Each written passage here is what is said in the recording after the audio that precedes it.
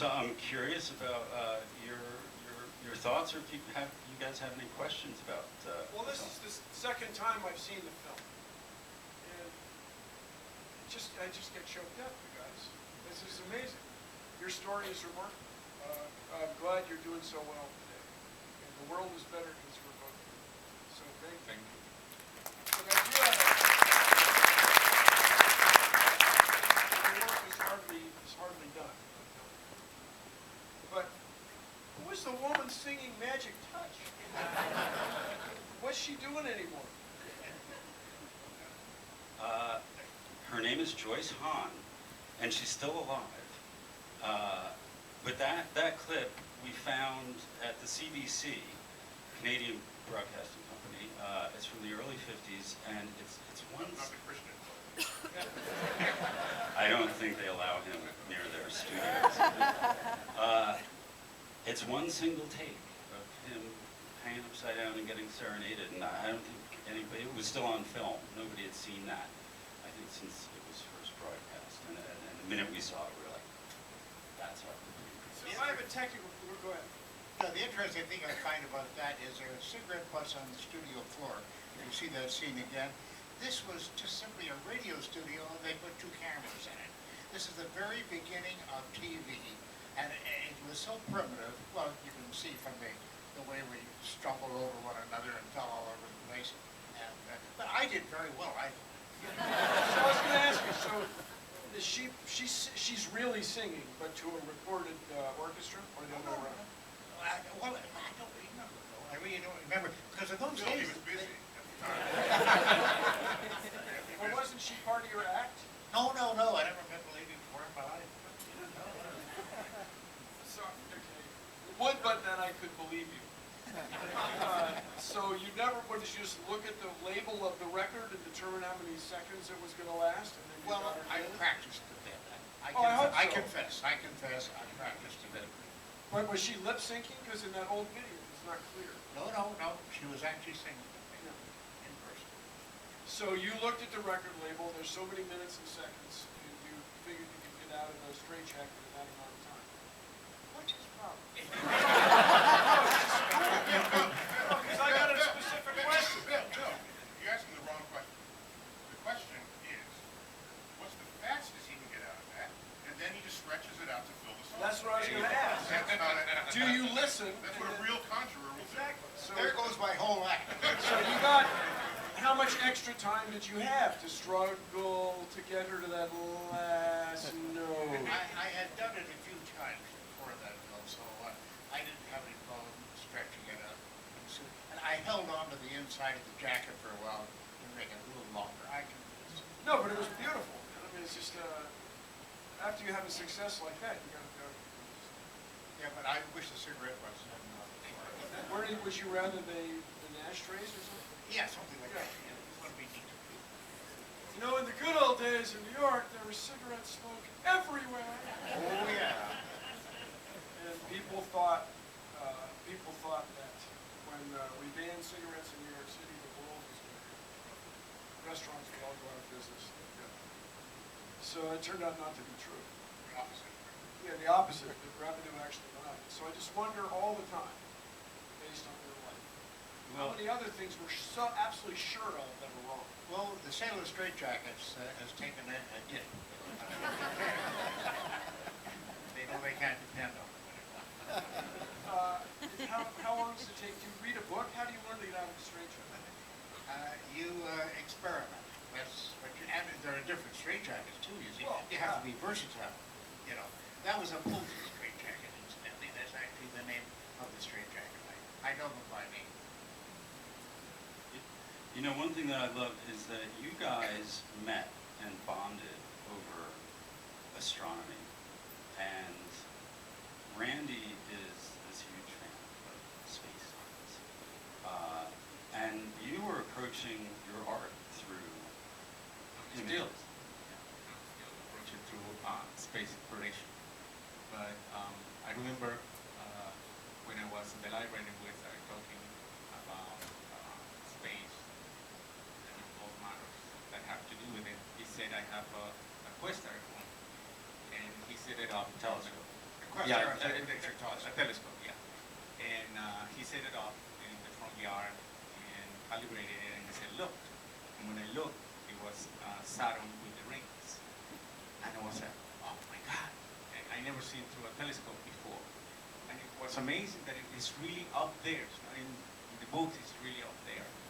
And then he left the field of the viewfinder, and I said to Randy, it moved. And Randy said, no, the earth moved. And at that moment, I said, this is the guy I wanted to get to know. That was your And it's been 28 years. Good one, though. Wait, so he made the earth move beneath your feet.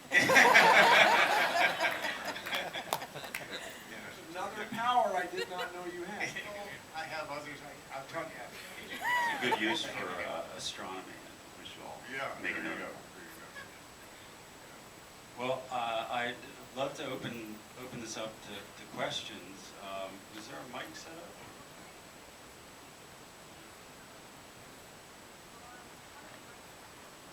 Wait, the fact that we can all hear you shouldn't mean we can hear anyone who asks a question. Okay, yes, you over there. Yes, I love your work, but the punch that Long Island meeting, it really annoys me that she basically doesn't use this stuff. That's people's lives, they do some things or stuff like that. That's all a sham. Is there something you can do about that? He asked about, wait, let me repeat the question for everybody who didn't hear. He said that he watches the Long Island Medium and who's basically, ruining people's lives, like lying to them. And he's asking if there's anything Randy thinks he can do about it. Well, I'm waiting to see the Long Island medium well done. And I'll do everything I can to do her well. No, Right. it's the same old thing. She's doing exactly the gimmick that they're all doing. And remember, she's on a television program where they can edit any little googles that she might make wrong guesses and things like that. I would ask a question, Randy. What percent of these media, plural, technically, but what percentage of them actually believe in themselves versus whatever know that they're purposefully tricking? They can't believe in themselves because it's just like saying, I can pick up a violin and play Mendelssohn's Violin Concerto without knowing anything about it. You've got to know what you're doing when you're playing the medium game. You've got to be very well aware of how to react to people's expressions and movements and nods and whatnot. You've got to read them. And so they really have to be accomplished. They know what they're doing. They're not fooling themselves, believe me. Well, I'm going to disagree with this subject. There are some people out there. Orson Welles tells a great story about doing cold reading and then convincing himself that he actually had the talent. But Ray Hyman, who's in the film, who's a great experimental psychologist, author, and one of the founders of the skeptic movement, he was putting himself through college as a palm reader. And he had studied the books, and he believed in it, and he was actually making enough money to support himself because he was good at it. And he thought it was real until one of his friends who was a skeptic said, oh yeah, you think it's real? Well, the next time you read somebody's palm, everything that you think you should say that you've learned from the books, tell them the opposite. Just the opposite. try it. Just try it. And he did that, and the person had the same reaction. Oh, yeah, that's right, that's true. You're great. Thank you so much. I'll come back next week. Here's the money. And yeah, here's the But money. it's also And that was the last time. reasonable- That was the end. It's reasonable to me that you get caught up in that as a palm reader, because we do pick up on people's facial expressions when you're holding their hand. You get so much information on how they tense up, relax, sweating, hot, cold, that you're picking up stuff that you're not conscious of. And so you fool yourself. And Ray told me afterwards, he said, something that he's not included in the description, Tyler, is that he found that he was reacting to these things during the false reading, where he was calling it exactly the opposite of what it should be. And then he realized after he did the first reading that way, I was actually going along with what she said or how she answered and such, and I was reacting to her expressions.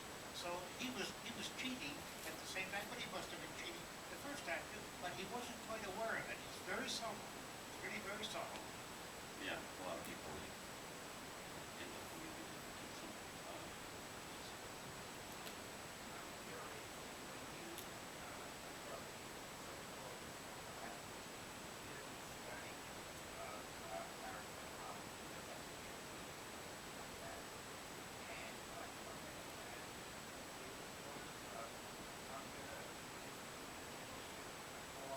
Maybe I'll find out whether it's real or not. How do you go in or believe it before?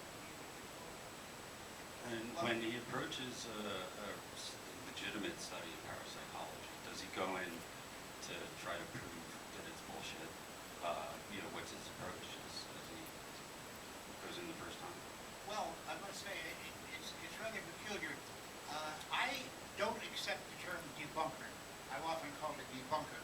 No, that would mean that I go into an investigation saying, this is not so, and I'm going to prove to you that it's not so. But if I'm not a scientist, not by any means, but I like to adopt a scientific attitude and say, I don't know. Let's find out. Now, in most cases, I see what it is right away. It's very obvious to me the methods that they're using.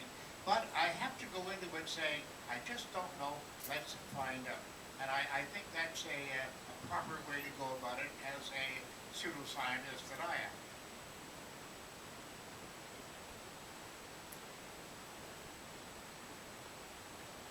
Randy, over the past half century, the advances in science and technology have you experienced the human capacity, ability, and availability has diminished, increased, remained about the same? Your comments? Well, do you want to I think everybody heard that. Everybody heard that, right? Right, right. Well, I think it's just taken a slight angle, it's taken a slightly different flavor. Yeah, I don't think it has changed in intensity. People still want to believe these things, and more importantly, need to believe that these things are true, because they're looking for magic in their lives. And that's sort of sad that people aren't satisfied with the wonderful things that we see in nature. Saturn, the rings of Saturn through a telescope, for example. What an experience if you've never had that experience. I remember as a kid, I was so big, an uncle of mine in my family took me up to the David Dunlap Observatory. I believe that's a 74-inch mirror, north of Toronto, Canada, and he held me up to the eyepiece, and I saw Jupiter, and he pointed out the moons to me. That made all the difference in my life. My life just turned a corner there and went in a slightly different direction, I'm sure. What a magical moment. We need, all of us, to have those magical moments, and we need to see that children have those magical moments. If they don't, they're missing an education.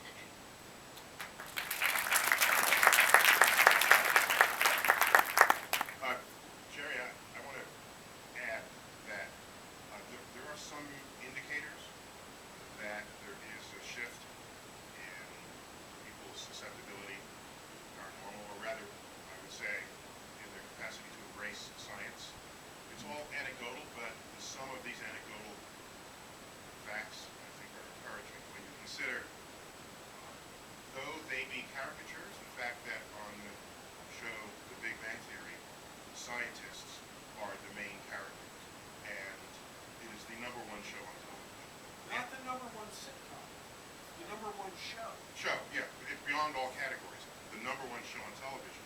And what they did differently for that show was they feel no obligation to explain to the viewer every single scientific nuance that unfolds, which would weigh down the dialogue. They just run it right through. And so there's a celebration of a geek culture there. And all of the characters are lovable in their own way. And you're not ever left judging them the way you might have judged scientists in the past, however they might have been portrayed. There's also the success in its multiple incarnations of the CSI series that involve real scientists that are fully fleshed characters. They're beautiful, so you might even want to be them when you grow up. That's one word.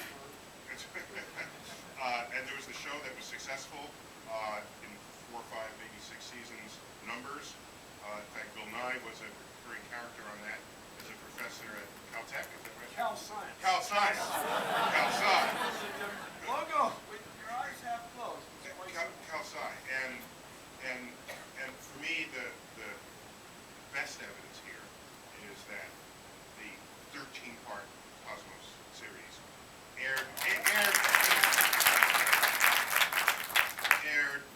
not in the science ghetto channels up in the high numbers.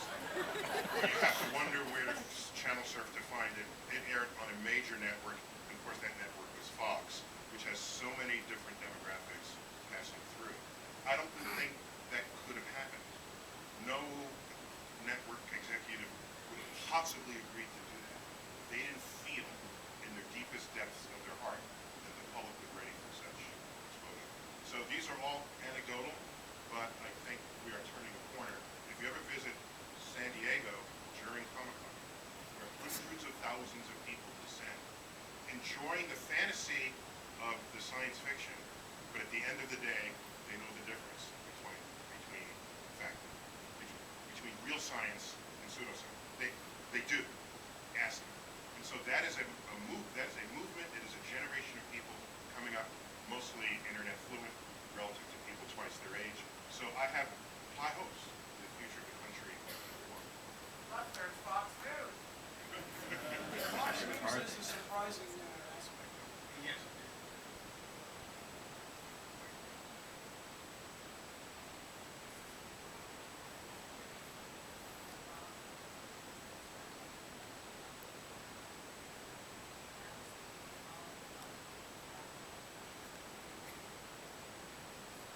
So the question was, talking about the two alpha kids who went in, fooled the scientists, that they had moments of doubt or guilt, and she was wondering if you've ever experienced that, I guess, when deceiving people or in one of your missions, whether you had, second thoughts or questions about what you were doing. Yeah, well, as was said there, it was planned from the very beginning that eventually we would blow the gap altogether, as they say.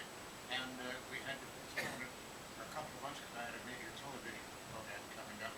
And that it worked very well.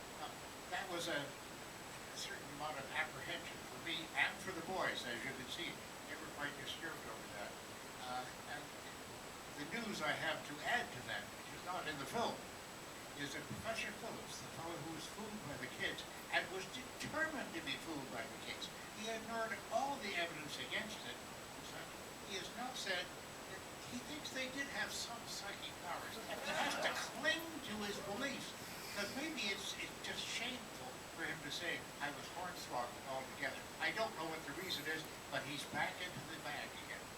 Yeah, him and Hal Pughoff and Russell Tarr. Well, they never left. Stanford, yeah, They've been in the bag all this time, yeah.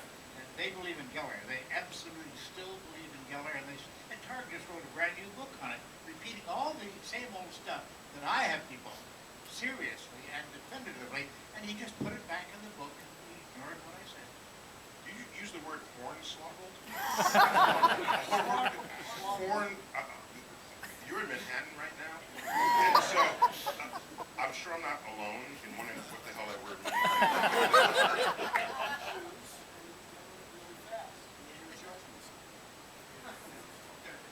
So a horn, and then there's some beverage in the horn. Yeah.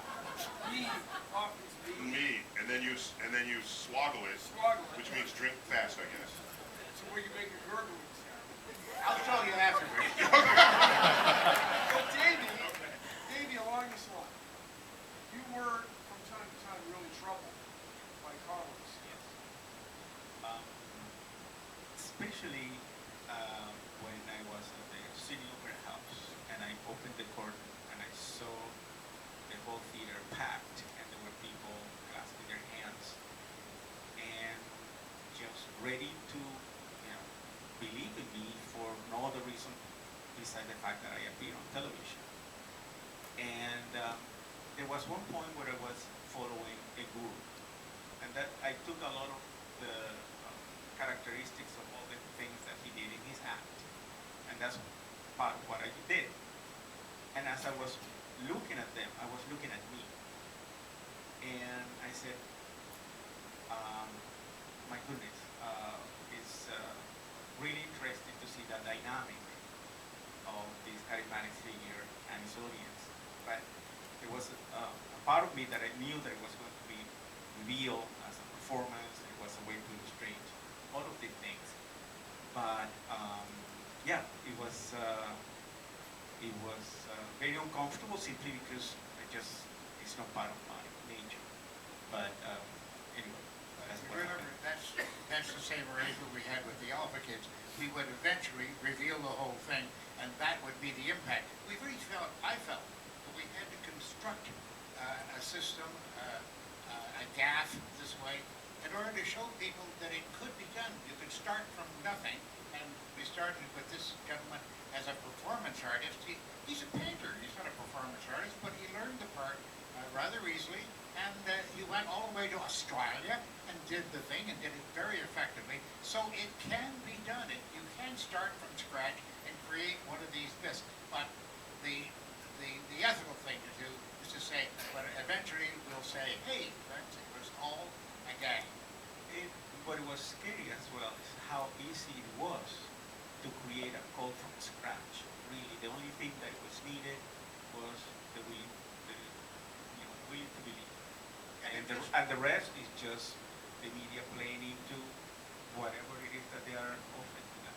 And the relationship is created. If you see people in that audience, as we did, with tears coming down their faces, you feel the responsibility of saying, oh, I can't wait to get this thing revealed. And I hope that these people will know that it has been revealed as a hoax. Because that's a great responsibility to take people into your trust like that and then not return. How many years did you do? 18 months? No. The initial one was about a month and a half that the whole process happened in Australia. Then after that, I used it as an extension of a performance art piece, and I took it to different places around the world. But basically, just reenacting what happened in Australia and explaining why the performance was done, which was that eventually was part of the what it was shown at the Whitney in 2002.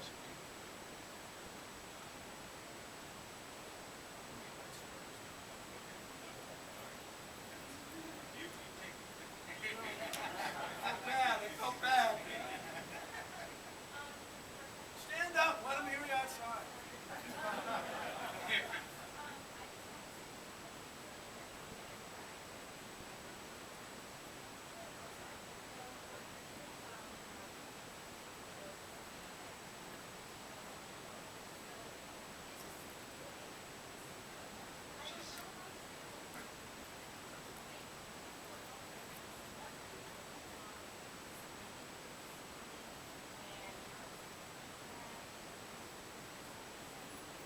It's exactly the same Asking thing. about ghost shows, so celebrity ghost shows on television. Is this part of the same phenomenon? Oh, yeah, that's the secret, of course. They get a celebrity and a bunch of nudniks, and they go into a dark place and they photograph it. It's going to be... Nudnik.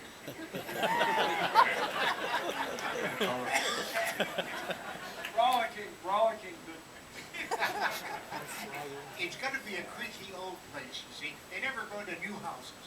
I've never seen them ever go into a new house. They want an old creaky house full of noises and cobwebs and whatnot. And they run around in the dark and bump into things for 20 minutes or so. And then something falls on the floor and they all scream, run for the doors, and they run titles. That's the end of the program. I think ghosts are appealing to people because it's so troubling. Like, you learn all the stuff you learn in state capitals, South Dakota, here. It's a local city. You learn all these things, you learn to do algebra problems and calculus problems, and then you're gone.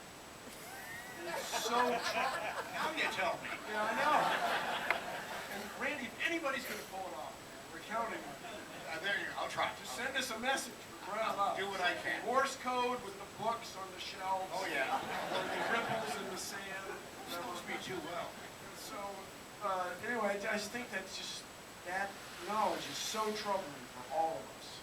It drives us to these extraordinary, accepting these extraordinary. That's how I feel. It's a thing called fear. Quite frankly, I am 86. It's coming up on me. Not yet. I mean, not yet.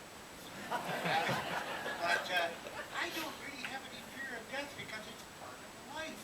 And it's going to be the Don't end. hurry, man, we No, need you. oh, I'm not hurrying. Oh, no. And don't you hurry either. Neil, I don't know. We'll have to talk. No, it is strange, very strange to me that people who want to deny that they will die, and that's the purpose of religion, allowing you to do exactly that, either on a winged horse, as Muhammad did, or on a cloud with an angel or whatever, I don't know. But I don't expect anything's going to happen. I'm going to close my eyes, and that's going to be the end of it. You won't be snoring. Just one snore. Just on data that I have assembled. Was there a question in the back row up there? Sir? Yeah. I'm just wondering, trying to debunk everything and there's all this information that's out there. Do you think there's any possibility that human beings get evolved to do great things that we seem to, that they perpetuate themselves to be in the future? So, can people evolve eventually to do things with our minds? We'll see. I don't know if it's with their minds. I mean, it can be a small thing, it can be a great thing, but I like to think about the possibility. Much as like, want me to get more information on towards that end. I also like to think about what's possible as much as things concerned. So the more information I have, the closer we get to this. Yeah, I heard him, so I assume everyone between him and me heard him. So I have a reply for you. Most of what we've seen in this film and other films that highlight paranormal powers are referencing some power expressed by a human being that goes beyond their senses. Okay?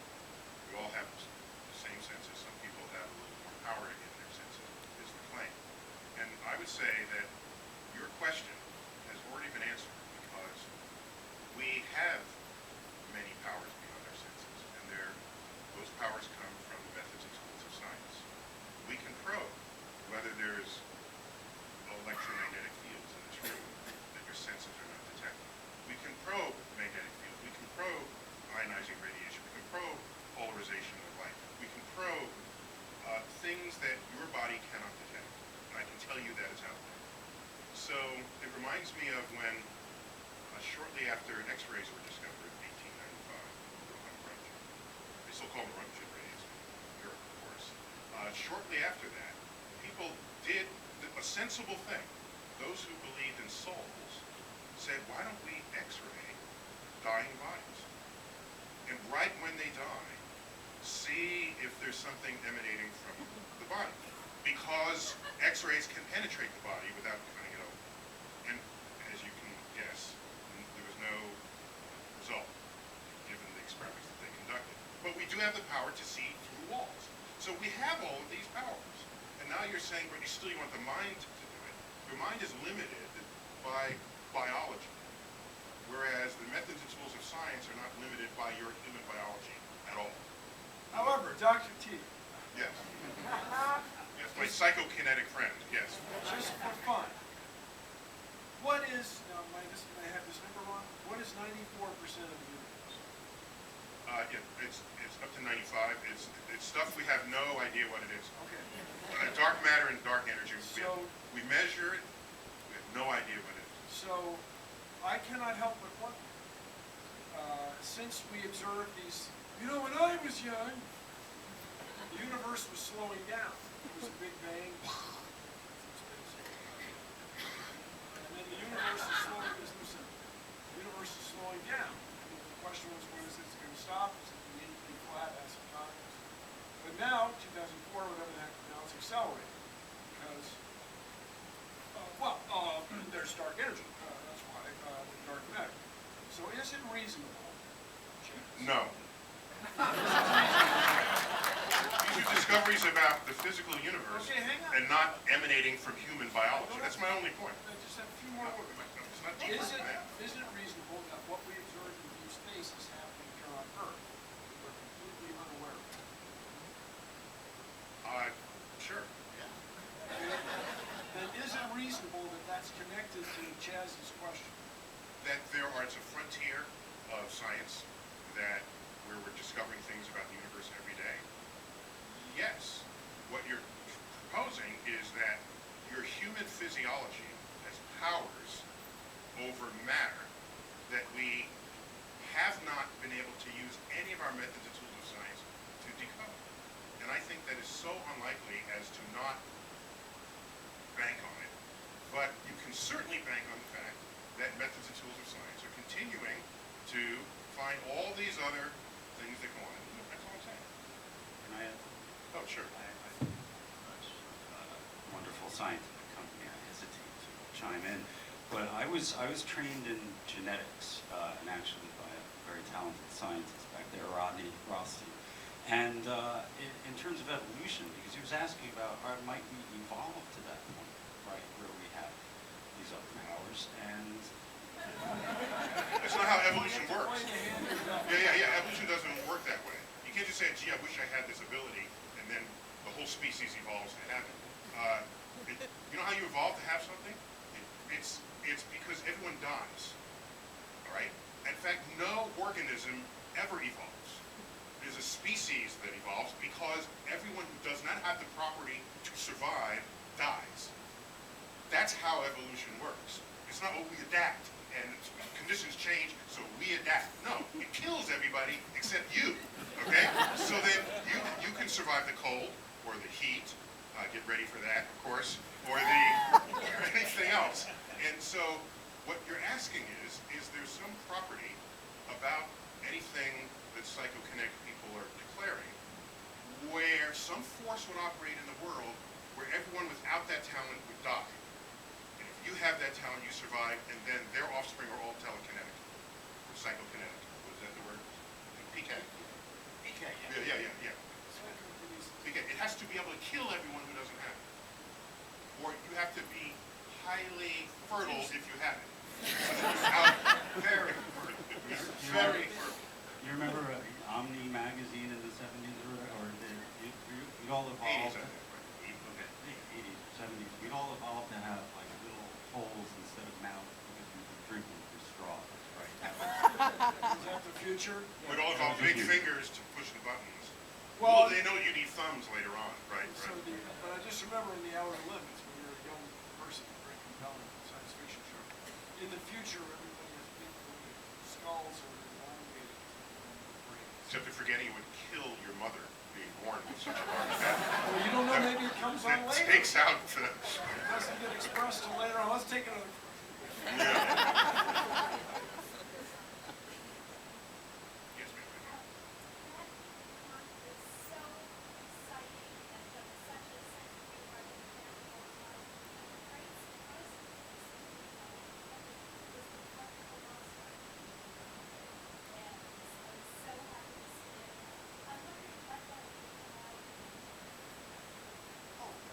Good question. Yeah, I've been asked that a few times, particularly by my friends. My family, my close friends and business associates all knew about me being gay from year one, I think. Oh, no, before that, 6 months. And so I lived with it, but in Canada, when I was a kid, you would never have ever admitted such a thing. You would have been stoned, if not sliced up somewhere. Just incredible. You could not admit that sort of thing. So I just let it play and moved into New York City. New York City is a lot more tolerant than Canada is, I can tell you that. And it went on and on and on. Suddenly, I went to be this advanced stage, and I looked around and said, wait a minute. I've got another book coming out, It's a Nutrition in the Laboratory. I'm sure you'll all rush out and buy a copy as soon as it's printed. But And there was a moment where we were launching. Oh yes, okay. And Davey and I were sitting watching television one night, and the film Milk came up. The story of Harvey Milk. And he was a homosexual who was outed, and he died a terrible death. He was killed. He was murdered by a man who disagreed with his way of life and such. But that story itself, Sean Penn was the star of the movie. If you haven't seen it, take a look at it. It's a very sad film. I was affected by it, so was Davey and such.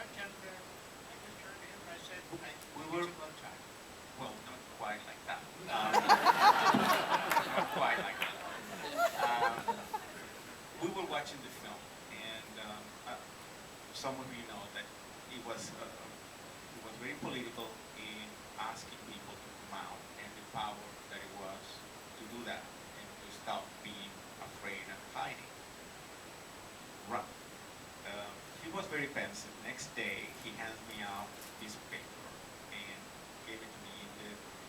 I started reading, and it was his come out letter. And I was the one who got all freaked out about it. And he said, "Are you sure you want to do this?" And he said, "Yeah." He said, I understand that I must.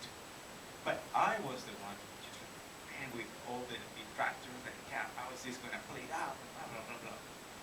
And then he did it, and it was amazing the amount of response that he got, positive response. And once again, teaching me how to behave in this matter. Now, I gotta tell you, in the 1980s, to be gay in the United States was considered pathology. So this is the most evolved country in the world. So imagine in Latin America, it was a death sentence. Now, 30 years later, we're still fighting for equality of rights within society. And I feel that a lot of grief and a lot of pain have been inflicted on a section of the population simply because they want to love who they want to love, they want to be who they want to be, whether it's binational couples or not. But in the meantime, while everybody is debating laws, families, couples still being torn apart by this, and it's just a fundamental human right. And this kind of bigoted laws needs to be erased from the books and move forward. And I think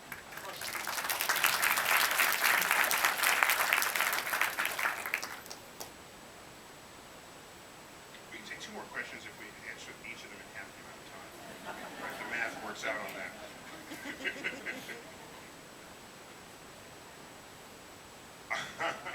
With the very back row in the pink shirt. Yeah.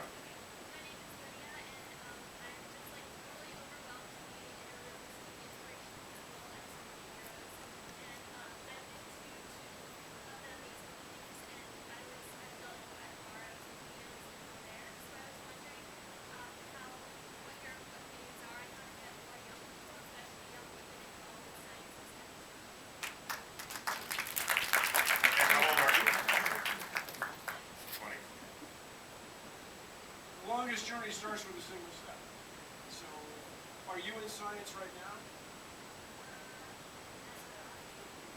Well, so it's not that you want the whole world to be a scientist. You don't want the whole world to be a physicist.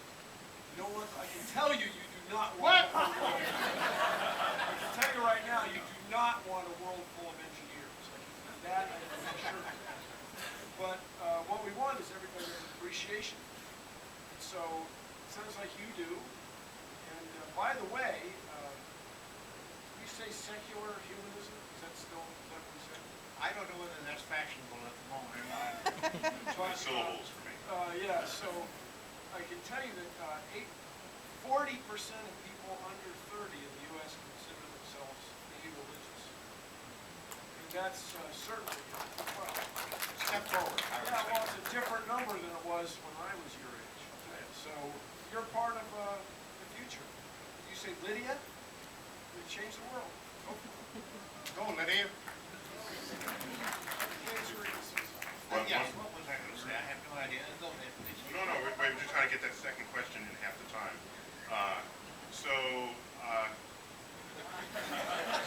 Who wants to ask it the baddest? Ma'am, right here, yes. How did he bend the key? You bend the key. With great care and dedication. But would you folks like to see a miracle in the 70s? Oh, yeah!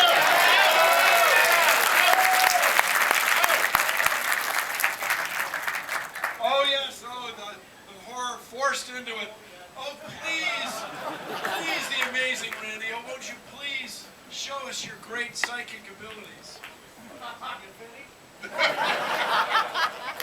need two gentlemen to join me as volunteers here on the stage.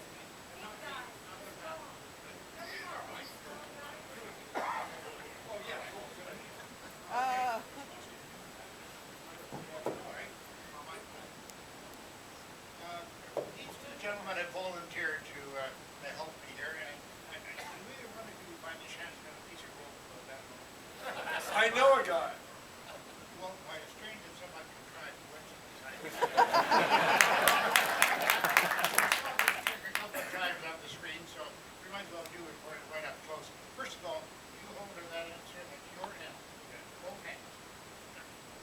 o'clock, I hear, both hours.